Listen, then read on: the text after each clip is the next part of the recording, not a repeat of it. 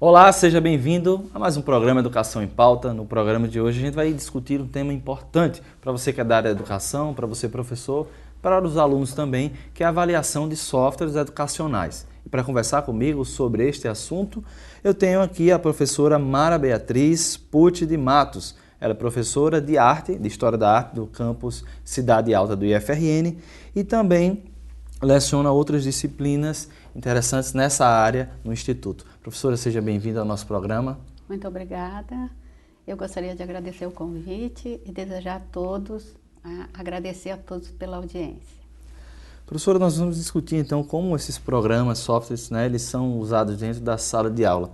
Mas antes eu quero saber como é que a senhora do Rio Grande do Sul, já foi professora, Passo Fundo, na área também das escolas, veio parar no Rio Grande do Norte, do Rio Grande do Sul para o Rio Grande do Norte. Como é que foi essa migração? Eu desenvolvi no Rio Grande do Sul, eu sempre fui professora. Iniciei meu trabalho aos 16 anos de idade. Eu comecei trabalhando como professora alfabetizadora do Movimento Brasileiro de Alfabetização. Posteriormente, eu iniciei o meu trabalho como professora supervisora de educação artística, desenvolver atividades na coordenadoria de educação lá e, posteriormente, eu fui fazer um trabalho dentro de um centro de atenção, um centro de atendimento socioeducativo, trabalhando com adolescentes em conflito com a lei.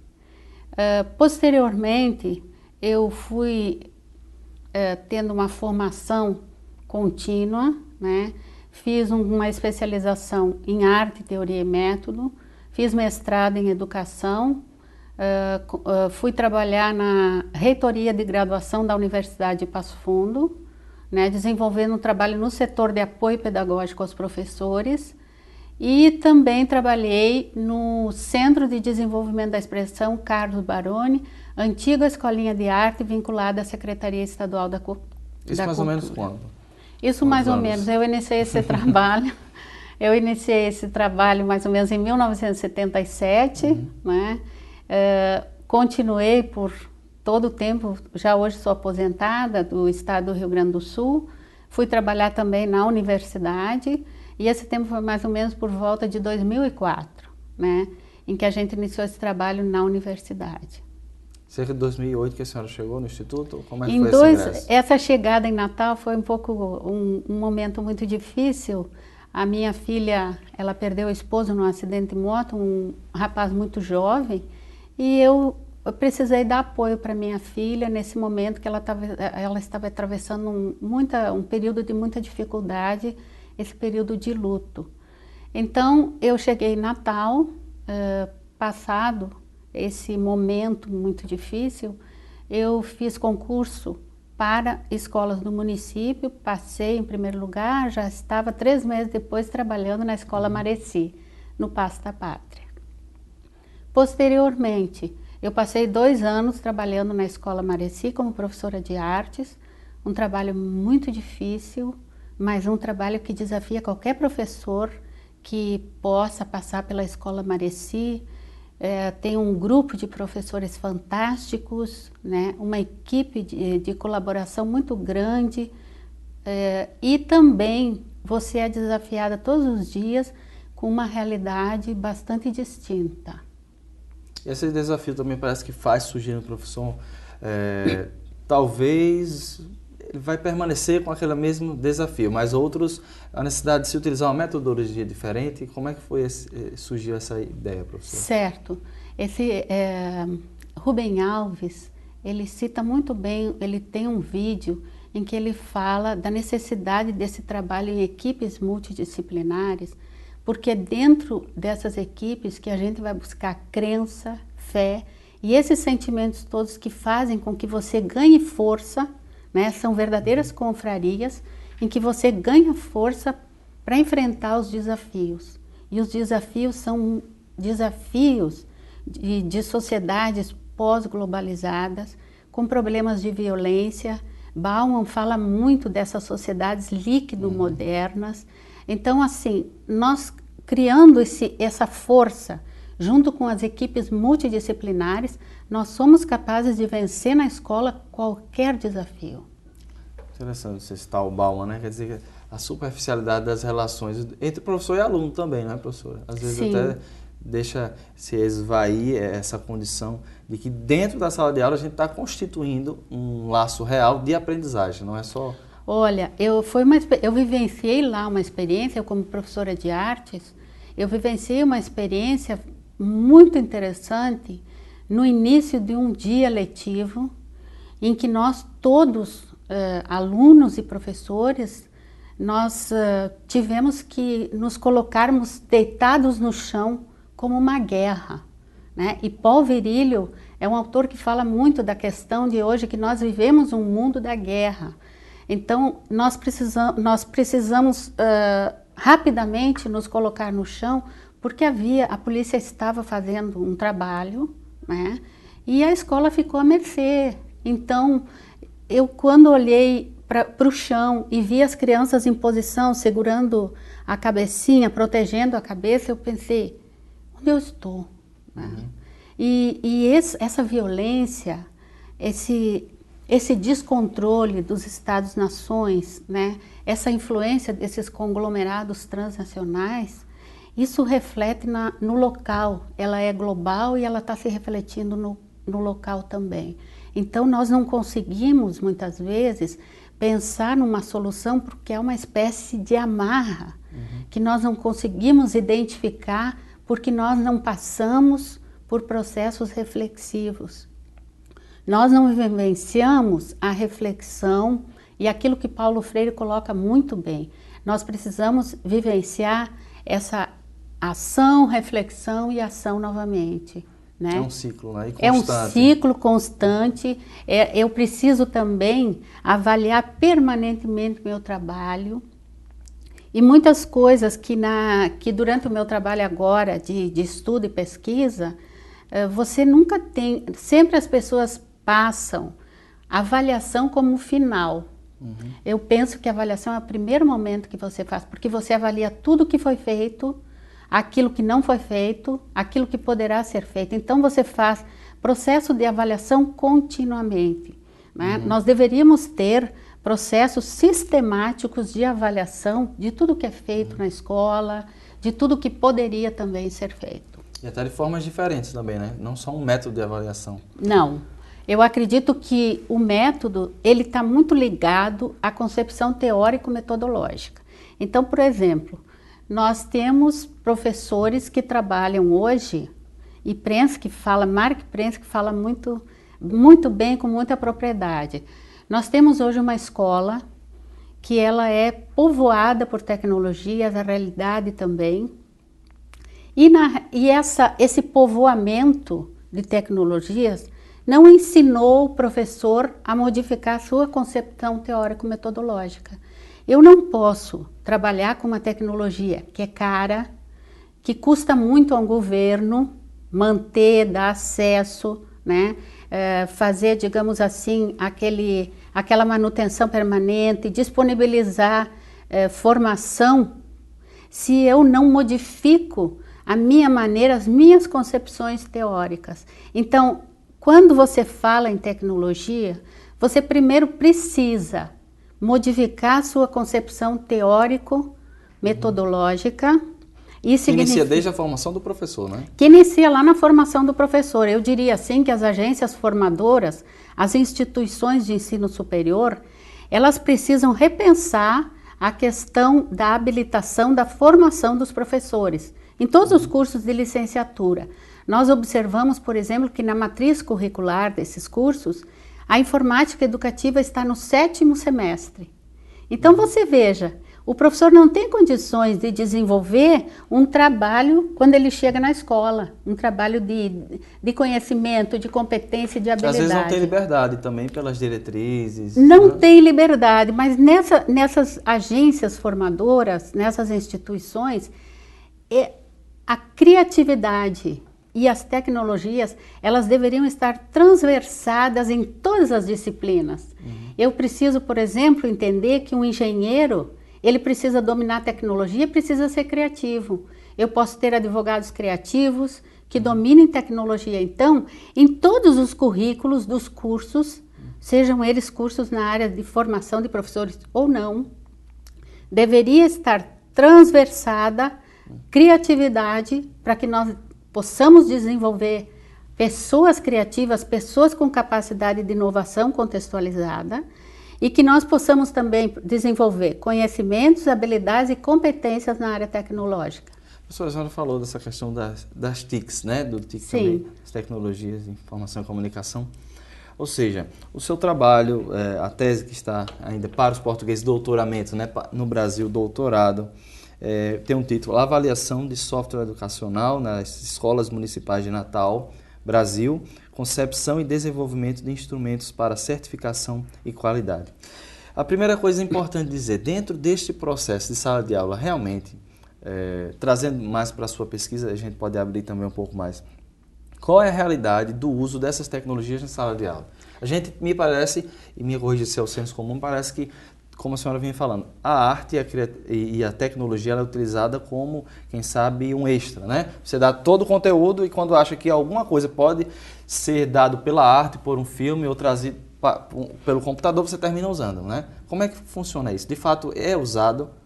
Olha, a pesquisa surpreendeu, porque haviam conceitos de alguns autores que teriam mais facilidade para trabalhar com tecnologia de informação e comunicação, os nativos digitais. E esse conceito cai por terra. De acordo com a minha pesquisa, os professores que estão trabalhando são professores que têm mais de 40 anos, né? A pesquisa, ela foi feita com 50 professores de escolas particulares, escolas municipais, escolas federais e escolas estaduais. Então, nesse universo de 50 professores, nós fomos buscar quais eram as percepções, quais eram os sentidos e os significados que esses professores tinham a respeito de tecnologia e software. E foi interessante observar que esses professores são professores que já estão há bastante tempo na atividade, eles estão fazendo a inclusão dessa tecnologia e há uma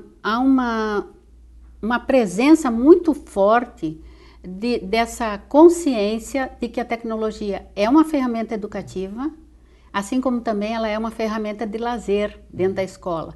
Porque nós temos autores como Sara Freitas, que ela vem desenvolvendo um trabalho e ela fala numa futura gamificação na escola. Então, esse é o problema, né? Às vezes o aluno está com celular, com tablet, e aí o professor, não, isso não é coisa para a sala de aula, né? Enquanto que ele poderia utilizar como ferramenta de pesquisa ou algum tipo de trabalho. Eu acredito que o professor criativo, e aí a importância desse professor criativo e também do professor crítico. Então, veja só, o objetivo nosso ao produzir esse programa é justamente amplificar o processo de reflexão sobre a tecnologia software educacional, né? Eu tenho o meu grupo de professores, os pesquisados, e eu agora estou expandindo, né, essa reflexão a toda a comunidade na área de abrangência do programa. Então vejam, nós criamos um processo reflexivo para que essas pessoas possam se apropriar, né, que essas pessoas passem a pensar e a refletir, mas o que significa a tecnologia de informação e comunicação no ensino? Como eu devo usar? E eu acredito que professores criativos e professores críticos podem bem utilizar qualquer tecnologia. Qual é a concepção que a gente pode ter, né? Por exemplo, existem softwares específicos para a educação, o celular como uma mídia digital, como uma nova tecnologia, pode ser usado.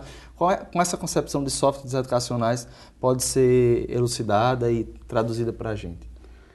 Software é um programa que atende, ele tem determinadas tarefas para serem executadas num determinado tempo e ele atende objetivos educacionais. Então, nós observamos, por exemplo, que nós podemos ter programas para trabalhar e podemos ter mídias, né? E esses professores criativos encontram espaço e também encontram oportunidades para que a mídia possa ser trabalhada. Celulares podem ser trabalhados. Nós tivemos a experiência de um professor no campus que ele utilizou celulares para montar um vídeo, montar uma atividade. Então, assim, toda a tecnologia, ela vai depender do modo como ela é apropriada. E essa apropriação crítica, essa apropriação criativa dessa tecnologia é que vai garantir a ela ser um meio ou ser somente um fim.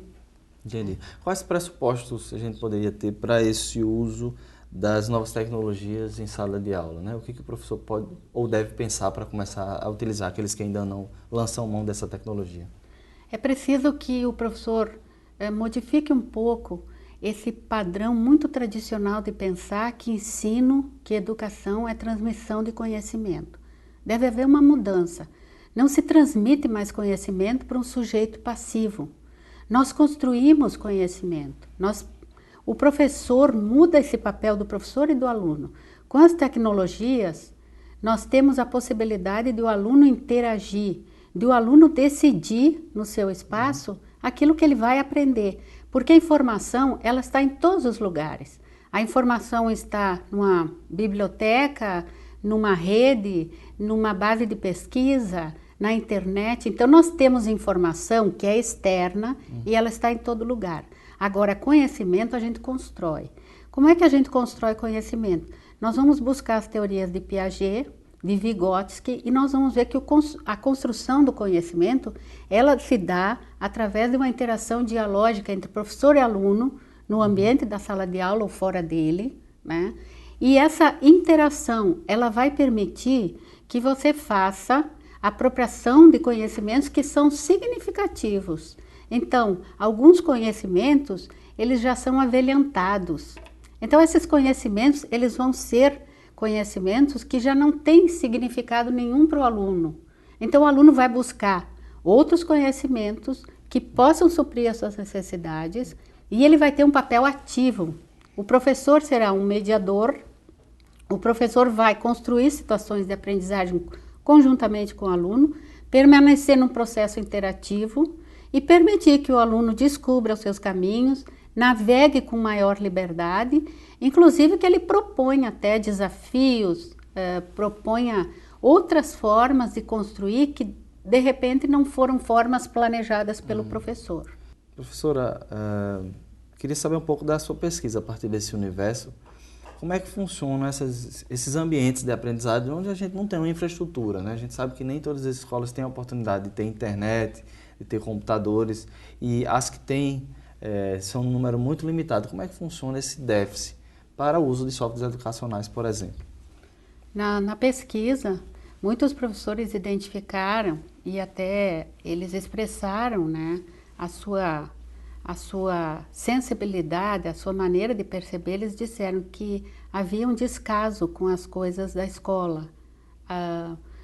Quando havia computador, não havia formação.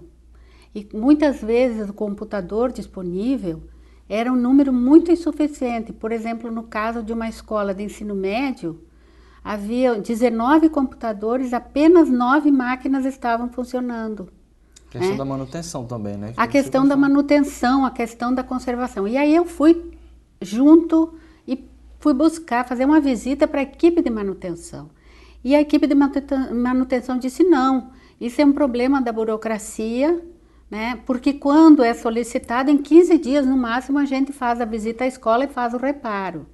O problema é que deveria haver um técnico na escola para identificar qual é o problema, porque muitas vezes nós vamos numa escola e os professores dizem que há um problema e era apenas uma ligação, né? Então, a formação desse técnico, eles falam em formar um professor, né, para trabalhar um multiplicador nesse laboratório e formar também uma pessoa, um técnico que entenda, que possa dar, digamos, uma assistência mais rápida. Eu acredito que o processo é lento, moroso, né, e que esse trabalho não se faz em 15 dias, né, que demora, porque tem muitas escolas também que estão reclamando. Olha, professora, nós temos há mais de um ano, e mostraram. Professora, nós temos há mais de um ano as caixas, essas caixas estão todas com computadores, nós não podemos fazer a instalação, porque a instalação é feita pela Oi Telefonia.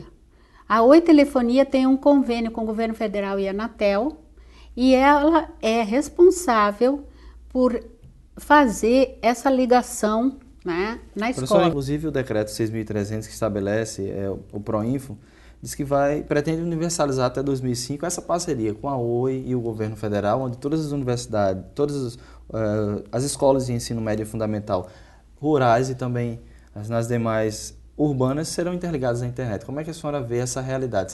É meio utópico? A possibilidade, ainda faltam 10 anos para se completar essa data. A senhora acha que vai realmente ser efetivado essa situação, esse contexto? Não acredito. Eu não acredito que isso possa se efetivar porque eles têm problemas relacionados à escola, o município ou o estado. Ele precisa criar nas escolas infraestrutura de cabo, infraestrutura de laboratório para receber o ponto, né, que é instalado pela Oi Telefonia. Quando esse ponto na escola, ele fica localizado a mais de 3 quilômetros, né, de um local onde tenha o acesso, eles já vão demandar outro tipo de serviço para chegar até a escola. Então, o entrave, a burocracia entrava a instalação e a agilidade, esses processos não são ágeis. Então, eu acredito que na medida em que nós nos aproximando dessa data também, eu acredito que isso não será possível. Não vejo essa perspectiva, não. Inclusive porque há uma deterioração das máquinas nas escolas e não há pontualidade e não há também celeridade nesses processos de manutenção. Isso. Parece que às vezes a gente cria um contexto onde parece que o problema é do aluno, que não vai tomar conta do computador, mas maior ainda é da instituição, que não tem como ofertar e permanecer com essa infraestrutura, né? Professora, a gente está terminando o nosso programa, ainda temos 2 minutos, mas eu acho importante a gente falar sobre isso. A sua tese tem 2 conceitos, ou 2 nomes interessantíssimos, que é a questão da avaliação e certificação desses softwares educacionais. Como é que acontece, então, essa avaliação e a certificação dentro da sua pesquisa? Esse programa, ele alcança um dos objetivos da pesquisa, que é construir um processo reflexivo para que se instalem nos núcleos de tecnologia educacional, no CEMURI, o núcleo no Colégio Ateneu e também aqui no Instituto Federal, uma equipe multidisciplinar, que essa equipe, ela cria instrumentos e ela cria mecanismos para que nós possamos ter processos contínuos de avaliação da tecnologia que nós utilizamos. Veja, a tecnologia, ela é adquirida pelo governo federal, ela é verticalmente imposta para os professores, ela está disponível na plataforma, enquanto que deveria ser o inverso. Nós deveríamos ter nas escolas, junto com a comunidade escolar, nós deveríamos ter um processo inverso, nós estarmos refletindo sobre a qualidade das tecnologias que nós queremos utilizar na educação. Então, esse processo do governo federal é um processo paternalista, é um processo vertical e é um processo que a comunidade educacional assimila passivamente. O objetivo é que nós possamos criar um processo reflexivo, crítico, que nós possamos avaliar essas tecnologias, inclusive com selo de qualidade, porque há muito software educacional com falso rótulo educacional. Né? Só apenas para vender? Apenas para vender, ele produz todo um conteúdo bem ilustrado, com design maravilhoso, né? Aquilo que a gente chama um software purpurinado, né? Que seduz, que encanta. Então, esse encantamento é parte de uma certa... Perceber o encantamento é uma atividade crítica, e essa atividade crítica vai exigir pessoas que tenham criatividade e pessoas que tenham capacidade de letramento multimodal, quer dizer, você precisa entender as diferentes formas de como você lê o mundo. Professora Mara, muito obrigado, né? Infelizmente a gente está com o tempo esgotadíssimo, mas agradecemos essa reflexão. Fazemos votos que essa educação para o futuro, ela comece a acontecer no presente, e eu acho que é um pouco disso que a senhora vem trazendo para a gente hoje. Muito obrigado. Eu agradeço a oportunidade e agradeço a todos. Gostaria também de dizer que é muito importante que nós possamos consolidar processos sistemáticos de avaliação da tecnologia que nós vamos utilizar nas escolas. Ok, muito obrigado. Você de casa, mais uma vez, muito obrigado pela sua audiência. A gente se vê na próxima semana com mais um programa Educação em Pauta, 10 da manhã na TV Câmara, com reapresentação também aos domingos no mesmo horário. A gente se vê lá. Tchau, tchau.